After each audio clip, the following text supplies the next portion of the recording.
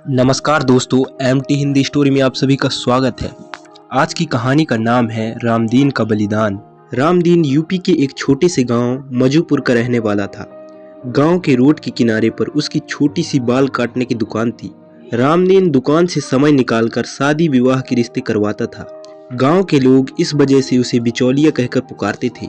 रामदीन को दावत खाने का बहुत शौक था। दावत खाने के लिए वह कितनी भी दूर चला जाता था।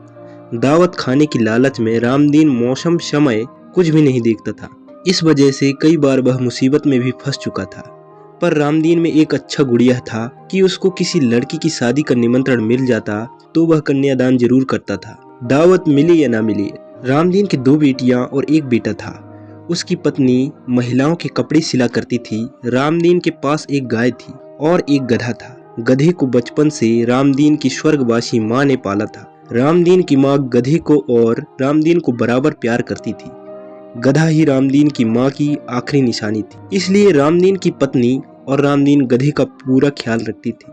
गधा भी रामदीन और उसके परिवार से बहुत प्यार करता था। रामदीन को कहीं से भी दावत का निमंत्रण नहीं मिलता था तो वह घर में ही पूरी, आलू की सब्जी, सीताफल रखता, खीर हलवा बनवा लेता था और दावत का आनंद उठाता था अपने घर में ही। एक दिन रामदीन की दुकान पर 2 आदमी आपस में बात कर रहे थे कि मथुरा से बहुत बड़े संत आए हैं। उन्होंने विशाल भंडारा रखा है। हमारे गांव से छोड़कर 4-5 गांव दूर भंडारे की दावत की बात रामदीन बड़े ध्यान से सुनकर अपने मन में रख लेता है। रात को भंडारा खाने की खुशी में रामदीन को नींद भी नहीं आती। वह सुबह जल्दी नहा धोकर तैयार हो जाता है, पर उस दिन सुबह से ही धूप बहुत तेज थी। गरम गरम हवाएं चल रही थी। इस वजह से रामदीन अपने साथ गधे को ले जाने का फैसला लेता है और रामदीन और गधा धूप गर्मी में दावत खाने निकल जाते हैं। रास्ते में चलते चलते गधे और रामदीन को भूख प्यास तेज गर्मी से चक्कर आ जाता है। रामदीन गधे की पीठ से गिर जाता है और गधा भी रामदीन के साथ ही गिर जाता है। फिर रामदीन की नज़र दूर एक पुराने बरगद के पेड़ पर पड़ती है। रामदीन अपने गधे के साथ उस बरगद के पेड़ के नीचे जाकर छाया में लेट जाता है। वहाँ 4-5 आदमी पहले से ही बैठे हुए थे। उसी समय एक नई नवेली दुल्हन जो अपने मायके आ रही थी, पति के साथ वहाँ से गुजरती है। उसने बहुत से सोने चांदी के जेवर पहन रखे थे। रामदीन के साथ उस पेड़ के नीचे जो 4-5 आदमी बैठे हुए थे वह सब चोर थे। सारे चोर उस नई नवेली दुल्हन और उसके पति पर हमला कर देते हैं। उनको संकट में फंसा देख रामदीन भी चोरों पर हमला कर देता है। रामदीन को संकट में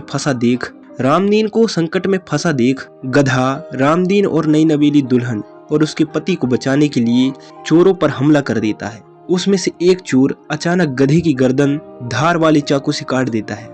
दूसरा चोर रामदीन के पेट में त्रिशूल मार देता है। रामदीन और गधा उन चोरों को मार मार कर वहां से भगाने पर मजबूर कर देते हैं और उस नई नवेली दुल्हन और उसके पति की जान बचा लेते हैं। पर इसी झगड़े में रामदीन और उसके गधे के प्राण निकल जाते हैं। तभी सामने से कुछ लोग वहां आ जाते हैं। उसमें से कुछ लोग हिंदू लग रहे थे, कुछ लोग मुसलमान। हिंदू लोग कहते हैं शायद वह चोर मुसलमान थे। उन्होंने गधे को धार वाले चाकू से हलाल कर दिया।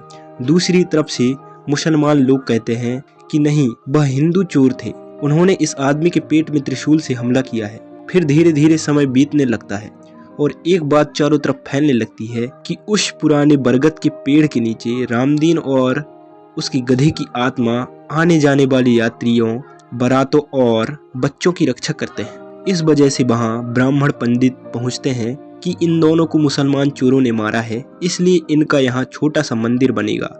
दूसरी तरफ से मुसलमान पैलवी मस्जिद में से आ जाते हैं। वह कहते हैं नहीं, इनको हिंदू चोरों ने मारा है त्रिशूल से, इसीलिए यहाँ उनकी मजार बनेगी। ब्राह्मणों, पंडितों, मौलवियों में बहस होती है। यह बहस पूरे जिले में फैल जाती है और देखते ही देखते पूरे जिले में कर्फ्यू लग जाता है, पर इस विषय का कोई हल नहीं निकलता है। इस कहानी से हमें यह सीख मिलती है कि अपने स्वार्थ के लिए मनुष्य किसी के बलिदान का भी उपयोग करने से नहीं डरता है। अगर आपको कहानी अच्छी लगी हो तो लाइक, शेयर और कमेंट कीजिए और ऐसी ही नई वीडियो के लिए चैनल को सब्सक्राइब कर लीजिए।